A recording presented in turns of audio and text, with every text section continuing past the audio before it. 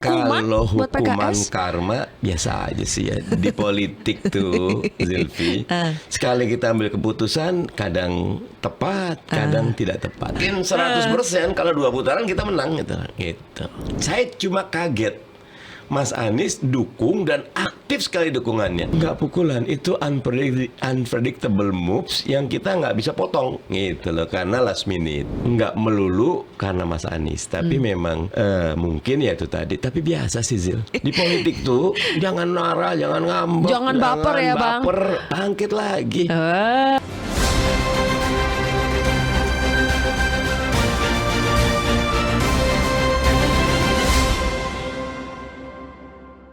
Halo teman-teman, ketemu lagi di podcast Si Paling Kontroversi. Kali ini saya Zilvia Iskara bersama dengan Ketua DPP PKS, Bang Mardhani Alisera, si jago dari Jakarta Timur. Selama di Jakarta, kampanye di Jakarta Timur terus ya, Bang Mardhani ya? Jakarta Timur. Sehari bisa berapa titik? 2 minggu terakhir tuh kalau Sabtu Minggu bisa 8 titik. Tadi Bang Mardhani cerita yang maju siapa, yang capek dia. Karena harus kampanye buat Ridho. Semua sih namanya kalau pilkada semangat kita. Oke, Bang Mardhani sehat ya? Baik, alhamdulillah. Baik, alhamdulillah. Bang, kita langsung ngomong soal pilkada Jakarta ya. Jadi dari PKS sudah Ridho. Kalau Ridho kalah dari Pramrano. Kalau suaranya di bawah Pramrano, fakta Ya. Tapi apakah Sudah tidak bisa terbantahkan itu ya? Iya, kan 49 atau 50 dengan 39 40.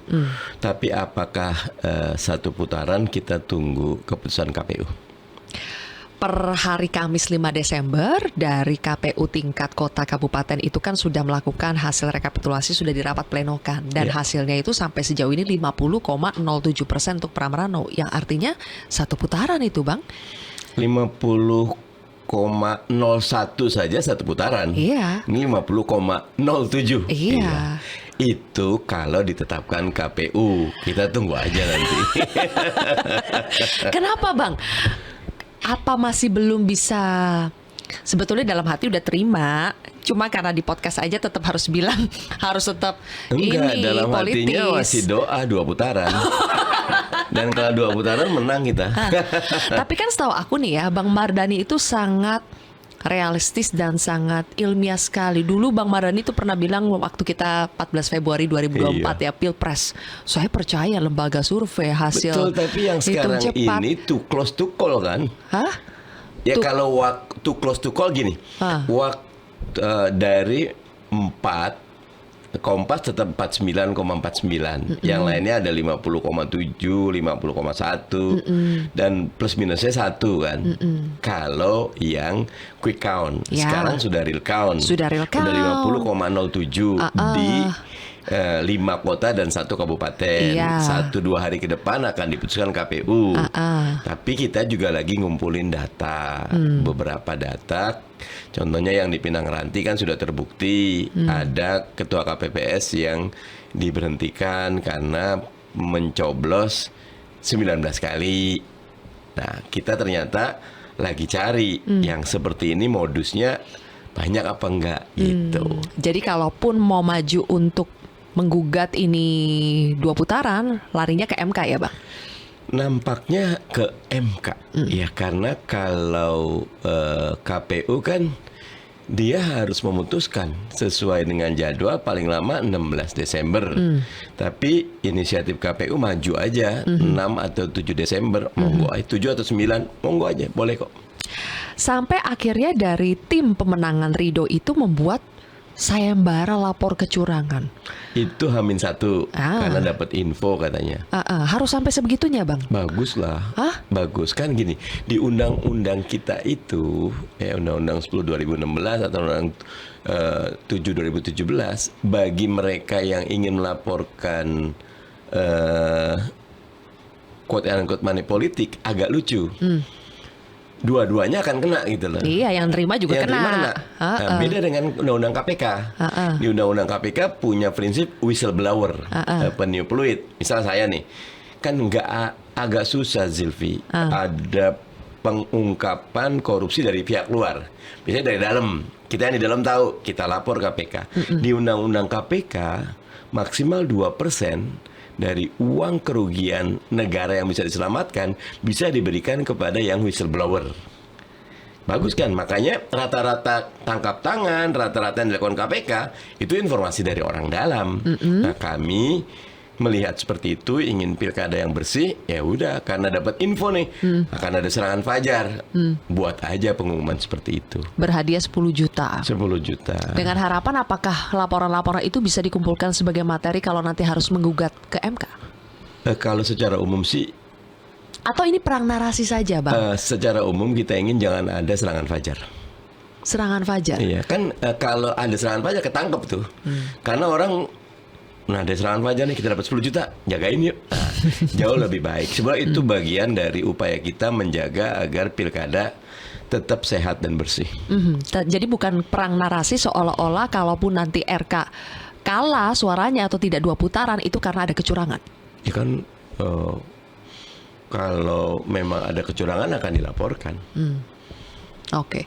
Berikutnya soal dari tim pemenangan Ridho juga melaporkan KPU DKI Jakarta ke DKPP atas tuduhan ketidakprofesionalan, salah satu contohnya karena banyak undangan formulir C6 itu yang tidak dibagikan ke warga. Akhirnya banyak warga yang tidak datang ke TPS. Itu layak tidak sih menurut Bang Mardhani sendiri untuk dilaporkan menjadi bahan untuk melaporkan KPU tidak profesional ke DKPP? Nah ini yang gini, KPU sendiri itu pelaksana undang-undang, Zirli. Saya kemudian masih di Komisi 2, mesti nanti berpikir udah sederhana kok. Kayak KTP aja, nggak usah pakai C6 gitu loh. Siapapun yang datang pakai KTP, monggo gitu loh.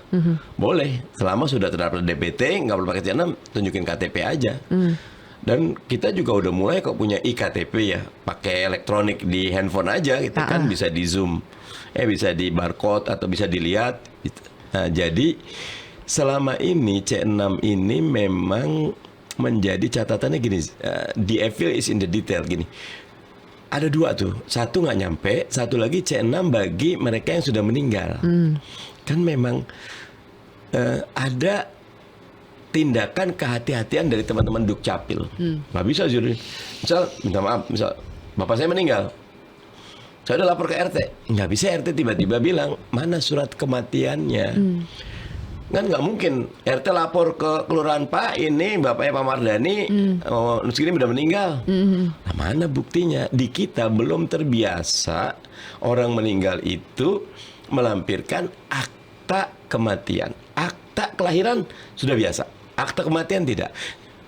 Nah, ketika ada akta kematian pun ada verifikasi, dicek betul, baru datanya dihapus. Karena sekali data itu dihapus, yang terjadi orang ini stateless, nggak dapat BPJS, nggak dapat hak-hak sebagai warga negara Indonesia. Ada kehati-hatian. Sementara kita ngelihat pengelolaan data kita satu pintu, tidak terdesentralisasi. Dan dalam konteks yang diadukan oleh tim pemenangan Ridho ke DKPP itu karena yang meninggal pun masih mendapatkan undangan untuk mencoblos. Kalau saya pribadi, ya memang kejadian ini bukan cuma terjadi pada Pilkada 2024 ini, 2017 terjadi, Pilpres 2019 terjadi, 2024 kemarin terjadi, karena tadi KPU sudah membuat DPT. Saya tidak membela KPU ya, tetapi memang cek DPT, gampang kok DPT online. Oh saya ternyata di sini gitu. Nah tetapi sekarang ada aturan yang itu bukan domainnya KPU, harus bawa C6. Itu aturan yang ada di Undang-Undang 10 2017. Nah mestinya dimudahkan saja. Gitu. Nah ini PR dari pembuat undang-undang kan, kalaupun nanti harus direvisi ya untuk kemudahan itu. Tapi mereka yang melaporkan juga benar, karena harusnya selama undang-undang seperti ini KPU perlu mengingatkan, dan rata-rata yang membagi undangan tuh bukan petugas KPPS, tapi RT atau yang ditunjuk oleh RT.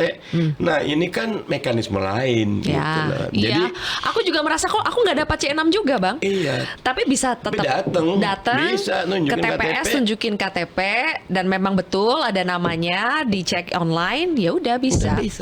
Oke, itu menjadi catatan, memang ada kekurangan, tapi kita bicara realistis ya Bang, itu kan tidak bisa mengubah hasil pilkada. Kalaupun nanti dinyatakan Pramrano yang menang, ada aduan-aduan seperti ini kan toh tidak bisa mengubah hasil juga kan. Apakah ini memang ekspektasinya untuk bisa mengubah hasil, untuk bisa masuk ke putaran kedua atau bagaimana Bang?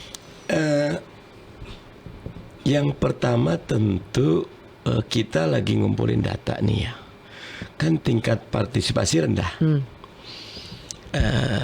Kita harus pastikan surat suara tidak terpakai itu sama tidak jumlahnya dengan mereka yang tidak hadir. Itulah. Makanya kan selalu ada surat suara sah dan tidak sah. Kenapa? Biar kita tahu. Di TPS ini misal TPS 1 total pemilih 543. Yang datang cuma 420. Daripada 400 sah, 20 nggak sah. Berarti sisanya berarti surat suara yang harusnya tidak boleh digunakan. Nah, kita cek gitu lah. Nah, secara umum sebetulnya teman-teman ingin kalau menang, ya menang dengan baik. Kalau tidak menang, ya kita siap untuk putaran 2 karena kata kuncinya memang too close to call tadi. Terlalu tipis. Coba misal menangnya 52, 53, mungkin jauh lebih memudahkan. Tetapi kan fakta 50,07 kali saya tadi dengar Ciko di 2000-an, sementara TPS ada 14 ribuan. Kalau kurang 1, kurang 14.000 misal gitu kan. Kan kita lagi ngecek nih. 1 udah ketemu 19 di. Jadi ekspektasinya memang suara Pramrano yang tidak mencapai 50 plus 1 itu ya. Bukan ekspektasi, memang undang-undangnya mensyaratkan 50% lebih. Ya, maksudnya gini Bang, kalau Pramrano nggak mencapai 50 plus 1 kan baru bisa 2 putaran. Itu toh yang diharapkan kan. Kalau menggugat ke MK kan kita tidak bisa, karena gapnya kan jauh antara Ridho dengan Pramrano sudah 9-10%. Yang digugat pastinya bukan karena Ridho ini lebih tinggi, tapi untuk mengurangi suaranya Pramrano supaya bisa masuk putaran kedua. Iya kan, sekarang ikut aturannya gubernur di Jakarta itu mesti menang 50% lebih gitu loh. Nah, kita cek 50,07 itu versinya KPU.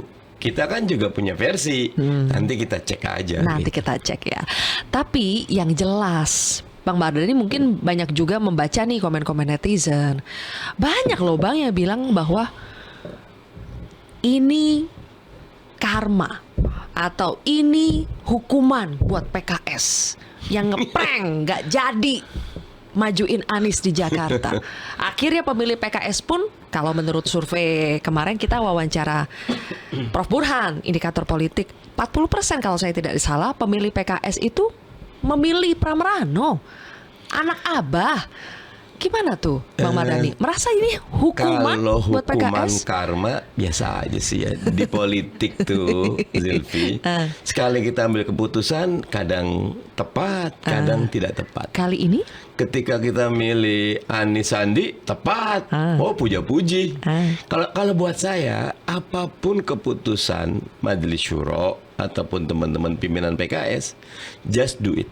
Di PKS itu kita cuma 2 posisi, pimpinan atau anggota. Kalau pimpinan, make a decision. Kalau anggota, execute the decision. Makanya tadi 8 titik, 7 titik, capek. Tapi ini tuh minta maaf bukan karena ridhonya gitu loh.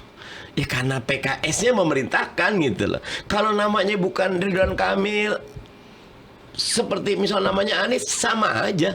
Bukan Aniesnya, bukan ridhonya. Kalau kader PKS, apa keputusannya?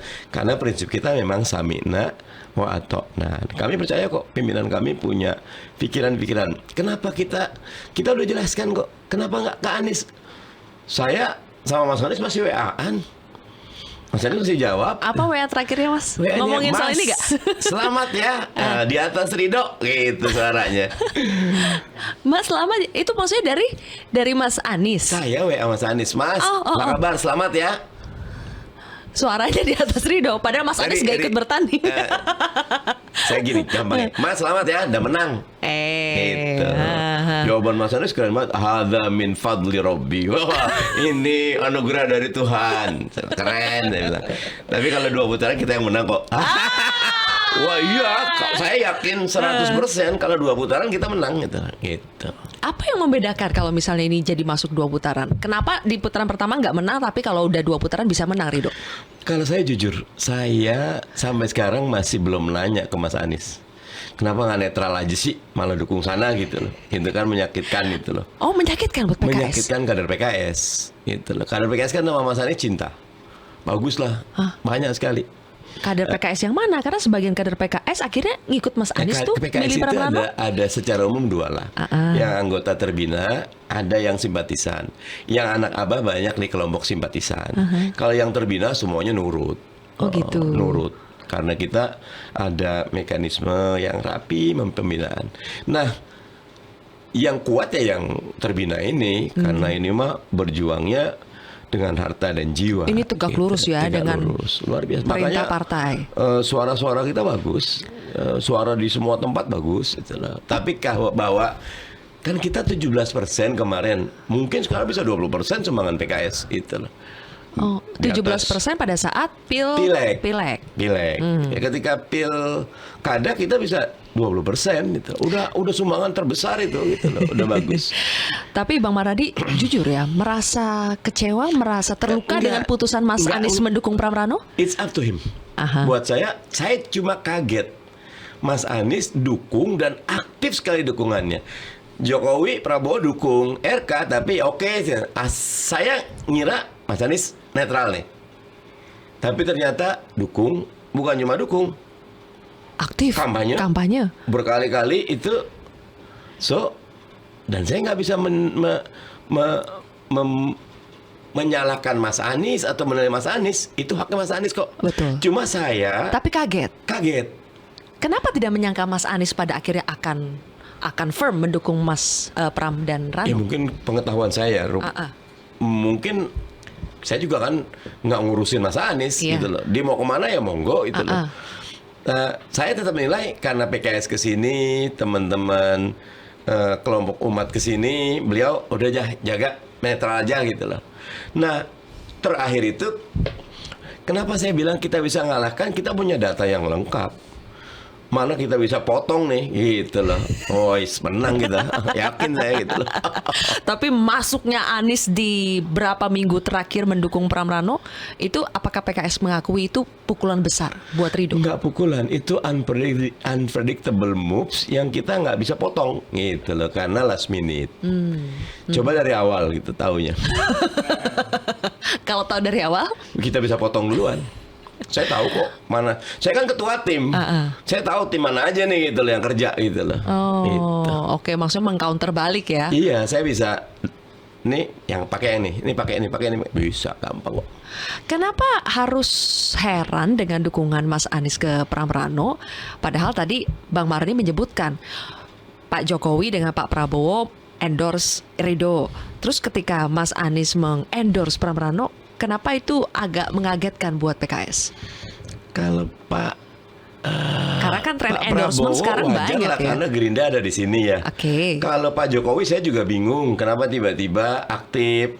Kalau buat teman-teman suka, silahkan saya bilang gitu loh. Kalau buat kami di kelompok kanan ngerepotin ini ya gitu loh. Karena lagi kenceng isu Mulyono, tiba-tiba dia masuk. Kami kan lagi garap kanan nih gitu loh.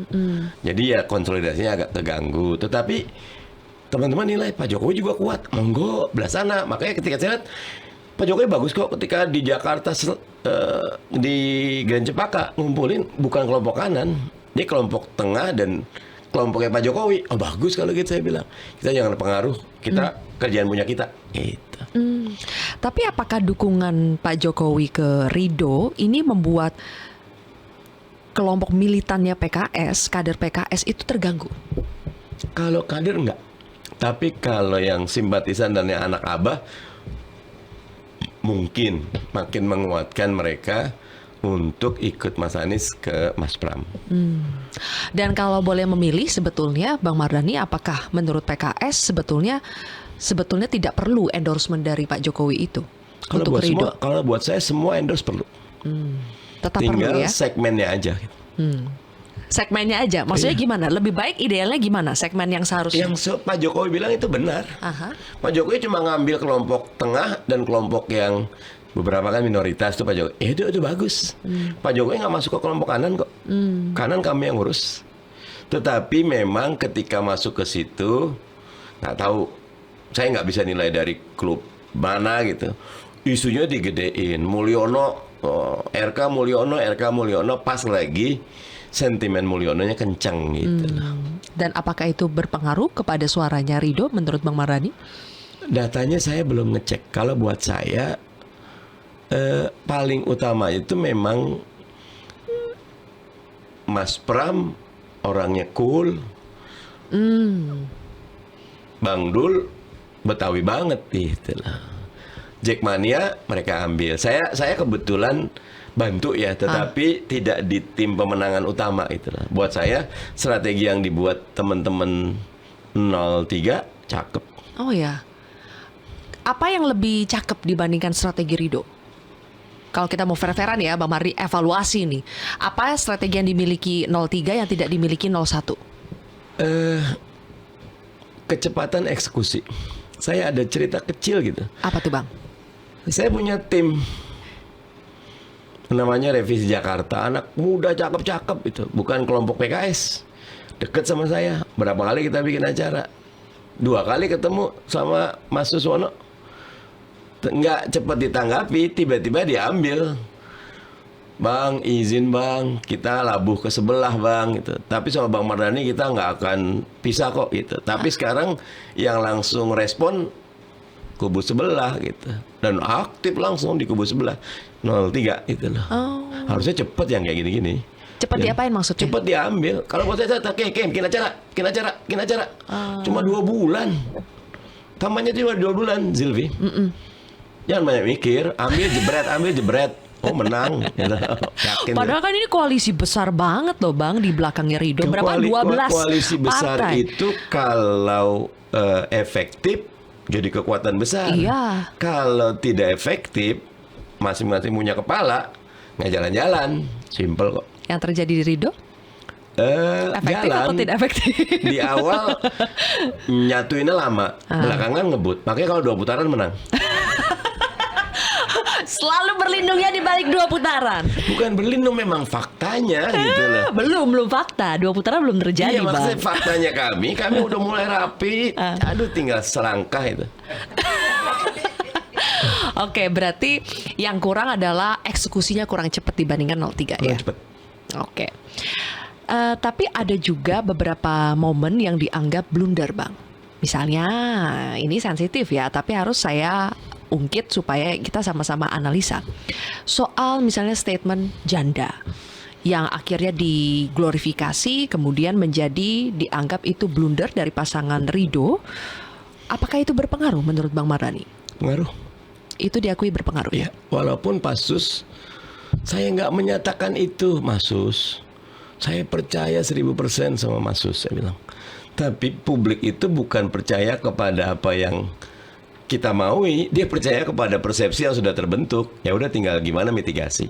Tapi yang saya kagum, sesudah isu janda, nggak ada sehari pun Mas Sus itu berhenti kampanye, muter terus, keren, maju terus saya bilang. Gitu. Tapi itu diakui bahwa itu sebuah ketidakhati-hatian yang akhirnya berdampak negatif. Dalam setiap pertandingan, kadang-kadang momen kecil tuh kayak main-main bola, tiba-tiba kena kartu merah gitu kan. Zinedine Zidane kena kartu merah tuh waktu lawan Italia, ya langsung kalah gitu. Ya, saya nggak bisa bilang ini bad luck ya, tetapi ya it happens dan kita harus menyiapkan diri. Tapi ternyata soal narasi janda itu kan tidak hanya muncul dari Pak Suswono, tapi ternyata dari Ridwan Kamil juga pernah menggunakan narasi yang sama. Kita lihat itu videonya di panggung besar bahwa janda ini akan diurus oleh ini, akan diurus oleh ini. Itu tidak seharusnya terjadi, Kalau Bang Mardhani. secara umum niatnya baik, tapi cara penyampaiannya memang tidak tepat. Dan dalam konteks pilkada, sesuatu yang tidak tepat itu dampaknya berat. Dan kita terima aja. Kalau buat saya, kalau kasih ya udah terima dan nggak usah dinegasikan. Dan Mas Sus bagus kok, langsung saya minta maaf, salah, deal, selesai, maju lagi, biasa kok. Biasa, tapi itu berdampak negatif ya, Bang? Dampak. Ya, kami punya kajian. Di 3 hari pertama tinggi, berikutnya biasa. Di media, di zaman sekarang tuh Zilvi, badai itu 3 hari aja gitu. Kalau 3 hari lewat, selamat kita. Tapi jangan dinormalisasi ya, Bang. Normalisasi. Maksudnya sekarang kan lagi tren nih, Bang. Apa-apa dibilang guyon, kemudian minta maaf, kemudian ekspektasinya orang lupa gitu kan. Tapi ternyata sekarang publik makin kritis. Hal-hal seperti ini kan sangat sensitif dan akhirnya ada semacam Ya kan tadi misal kritikan kasus penghakiman oleh publik. Pak Sus minta maaf, diterima, ya sudah. Kalau Pak Sus bilang enggak kok saya, itu naik lagi gitu lah. Makanya minta maaf aja, simpel kok. Akui dan lebih berhati-hati ya. Iya, Oke. simpel. Oke. Publik juga punya hati kok. Tapi Bang Mardhani, ternyata efek dari PKS yang tidak jadi mencalonkan Anies di Jakarta, menurut ya analisa kemarin kan kami wawancara di episode sebelumnya itu Prof Burhan, itu juga berdampak kepada daerah lain yang biasanya tuh PKS selalu juara. Misalnya Kota Depok, 20 tahun dikuasai oleh PKS. Menurut hasil hitung cepat sih tumbang ini, Bang.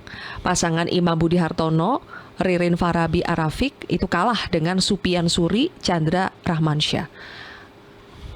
Apakah itu PKS juga menilai itu ada efek dari Anies? Secara umum untuk daerah perkotaan Mas Anies kuat. Makanya kemarin waktu Pilpres itu desak Anies tuh pecah di perkotaan. Dan PKS basisnya perkotaan. Jadi wajar. Ketika Anies nggak masuk, ya kita punya banyak pertanyaan. Tapi kasus Depok agak spesifik karena lawannya Imam ini kan kalau nggak salah ponakan Idris, dan saya ingatnya yang didorong dari awal oleh wali kota incumbent yang dari PKS bukan Imam Idris ini, dan dia PKS sendiri loh, udah hampir syukur dapat Golkar itu, tapi sisanya ke sana. Jadi dengan angka 48, teman-teman masih bilang masih 50-an gitu loh. Gede juga Imam. Jadi tumbangnya itu tidak tumbang yang kita kalah telak gitu. Teman-teman masih tetap punya harga diri tinggi sekali suara kita itu. Tapi diakui karena pada saat Pilpres ya suara Pak Anies itu kuat di perkotaan termasuk Depok, ini mungkin ada kaitannya ya dengan hasil Pilkada Depok. Zilvi harus tahu Mas Anies buat endorse dengan jelas dukung Imam. Itu ada menyebar. Saya Anies Baswedan lagi bareng sama. Jadi nggak melulu karena Mas Anies, tapi memang mungkin ya itu tadi. Tapi biasa sih Zil. Biasanya tuh gini, udah 20 tahun pengen berubah. Di Amerika 10 tahun kita udah bagus 20 tahun. Habis itu bangkit lagi, gampang aja kok. Di politik tuh jangan marah, jangan ngambek, Jangan baper ya, Bang. Bangkit lagi. Dan jadi bagus kan kompetisi kan. Iya. Simpel kok. Ini Bang Mardhani enaknya begini nih. Nah dari dulu kita begini. Masa di politik baper gitu loh. Iya. There is no rocket science in politik. Makanya saya bilang 2 putaran menang tuh punya formulanya kita itu loh. No rocket science kok. Bang, masih yakin bakal ada 2 putaran? Kalau yakin Jakarta tidaknya itu tugasnya teman-teman yang lagi kerja nih. Tapi kalau 2 putaran, saya yakin menang. Kalau apakah 2 putaran tidak, saya masih doa. Tapi teman-teman yang usaha gitu. Ya teman yang kerja keras kan nih, ini kayak Pak Ariza Patria luar biasa, Basri Baco luar biasa, Abdul Aziz Adwani yang tim di, saya baru sekali tuh H-1 saya ke situ untuk ketemu sama teman-teman Betawi karena hasil surveinya Betawi lama kalah nih, dan ya sudah saya kerjain. Saya dua aja, kanan Betawi. Kebetulan kita orang Betawi, kanan saya deket itulah. Oke, jadi 2 putaran itu masih ada. Menang kita 2 putaran.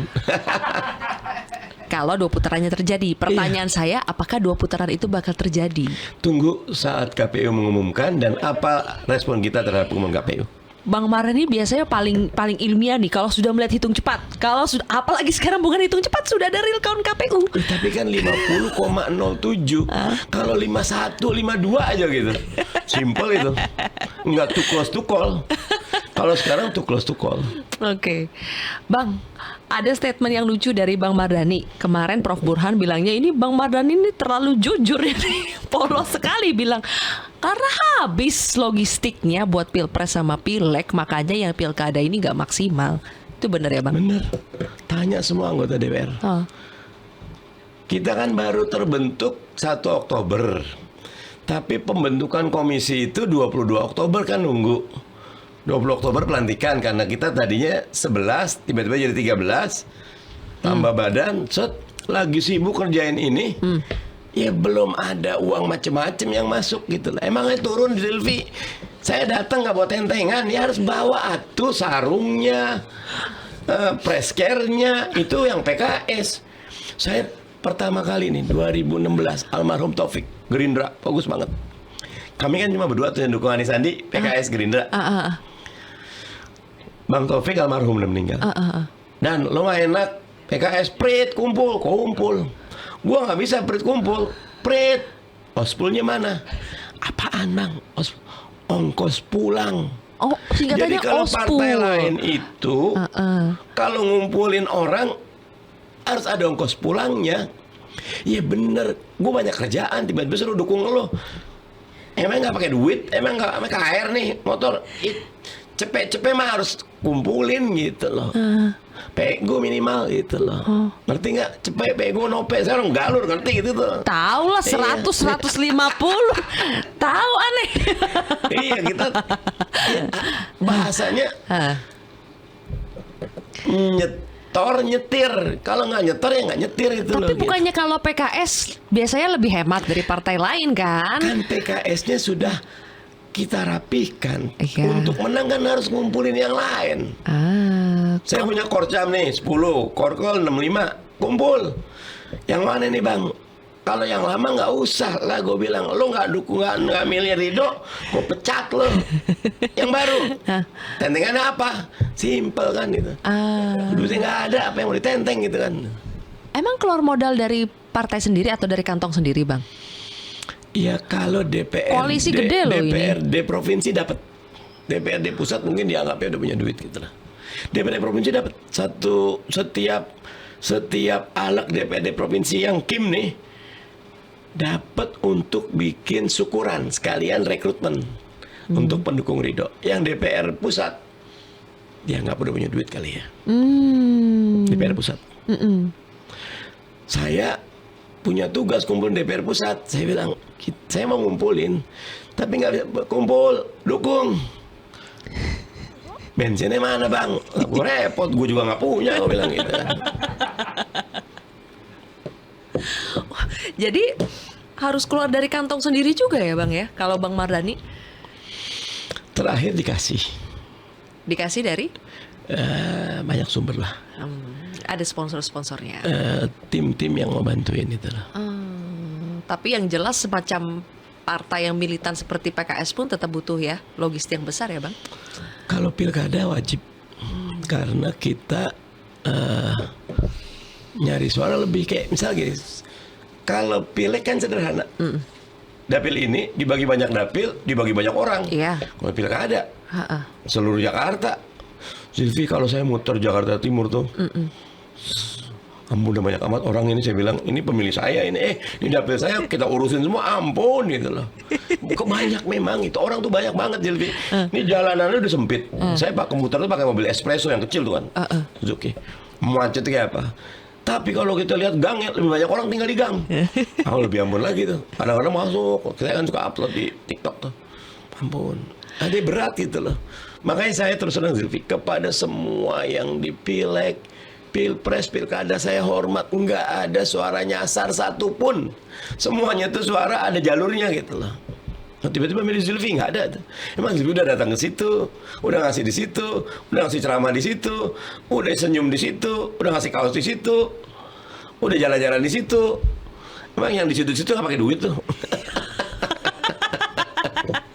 Memang begitu kan. Misal nggak, ya nggak pakai duit, kita ngomong saya pakai begitu. 10 kecamatan di saya, ambil 2 contoh, Durensawit, Cakung. Durensawit itu kelas menengah, kerjaan saya ceramah subuh, duha, khutbah Jumat, sampai ceramah Lailatul Qadar, ceramah iktikaf jam 1 dini hari, datang kita. Pokoknya Durensawit pakai ceramah, karena pinter-pinter. Kita ke Cakung pakai ceramah, tetap aja proposal, datang habis itu. Nah nggak bisa Cakung diceramahin, itulah. Harus bawa sesuatu. Fakta kok. Masa saya mau? Enggak, kamu nggak bisa. Nggak bisa, kita lain lubuk, lain belalang. Lain padang, lain belalang, lain lubuk, lain ikan. Beda-beda, dan kita harus tahu, jangan sombong. Wah, nggak ada. Oh gini caranya gini. Ini yang ini, yang ini, yang ini, yang ini, masing-masing beda-beda. Tiap dapil tuh, tiap kelompok beda-beda.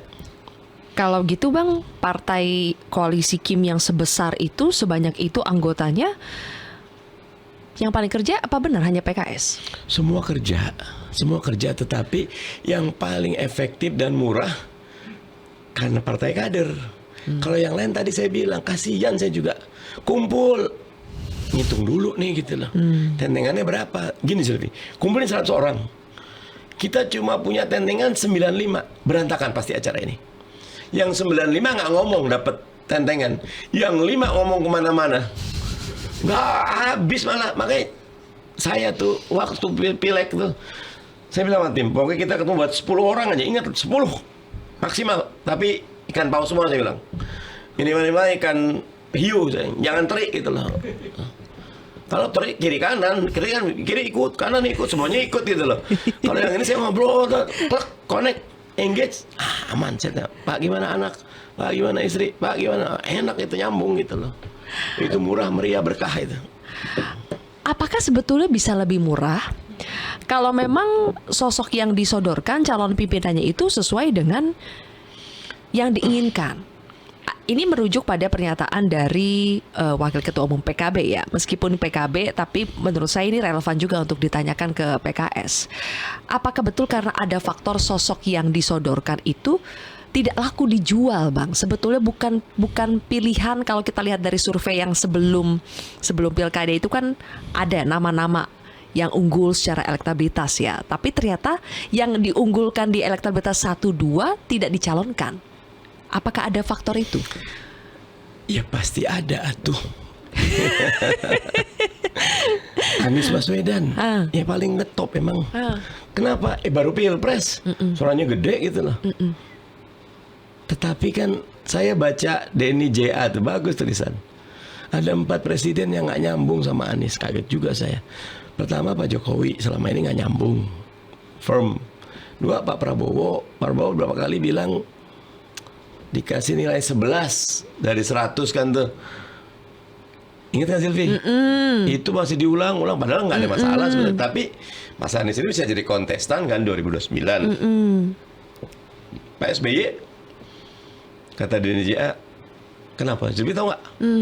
Kan harusnya Anies AHY kan.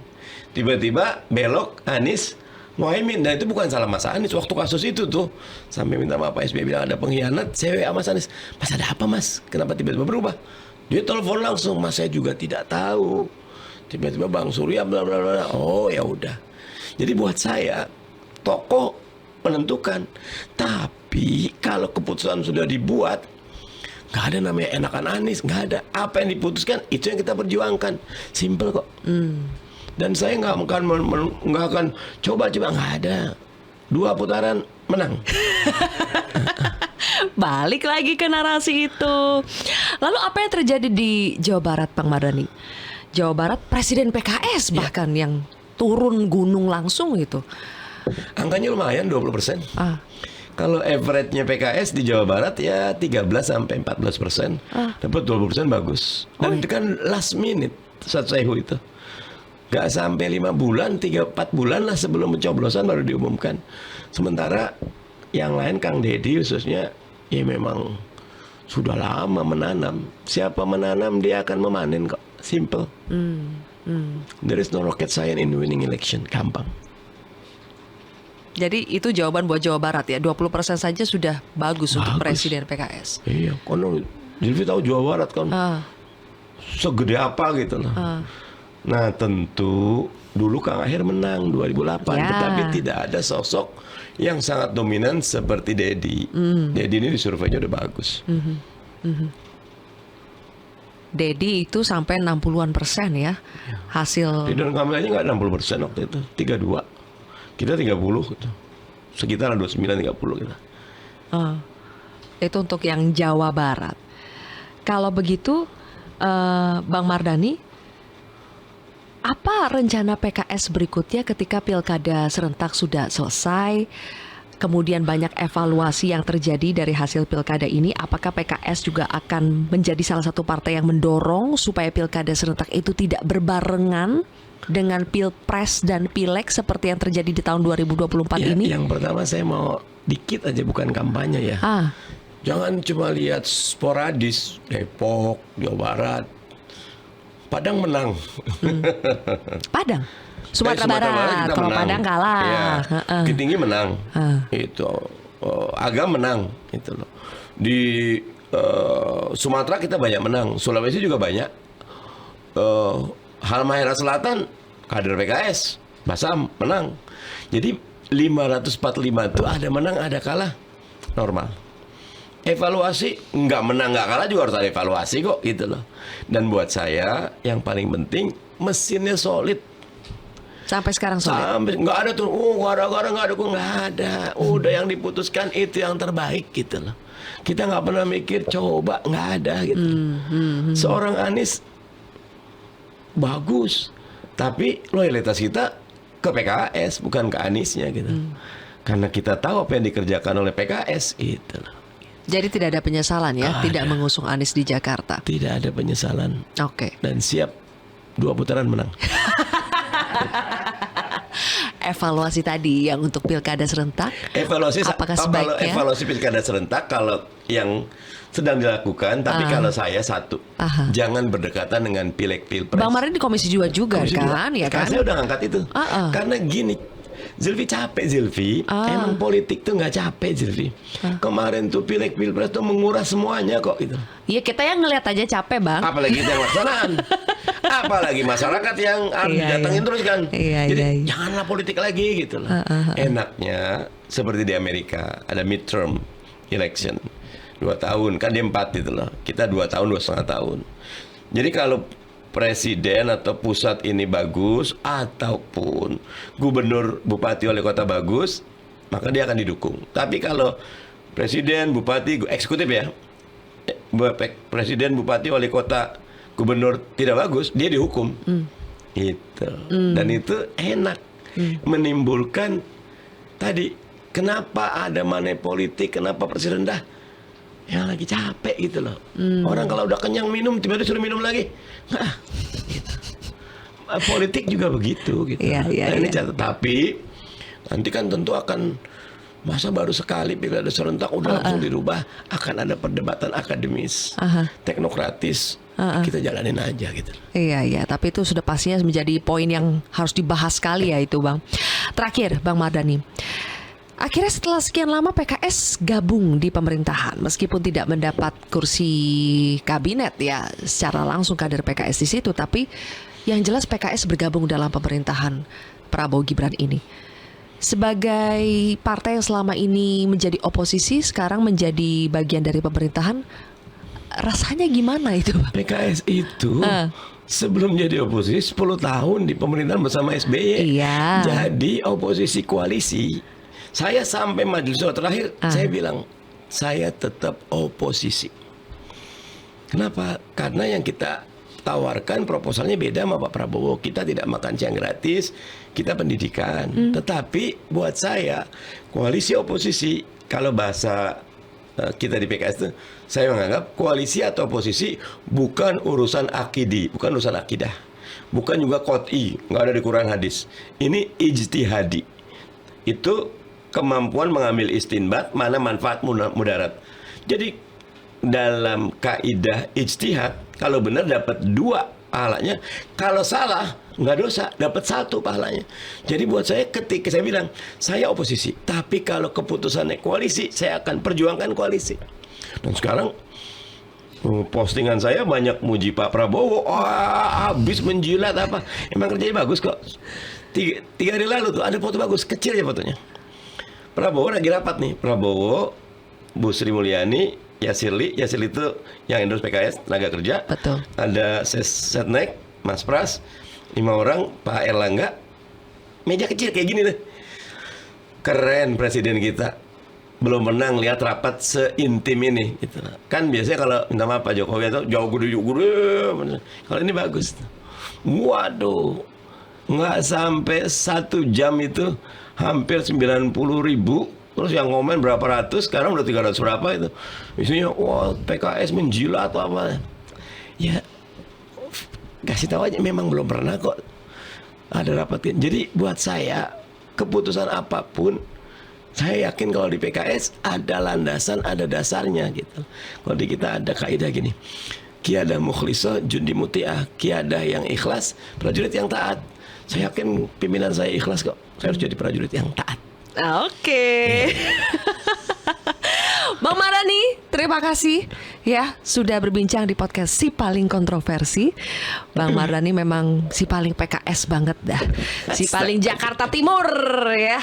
Terima kasih Bang Mardhani. Kita jumpa lagi ya teman-teman di episode berikutnya. Dah.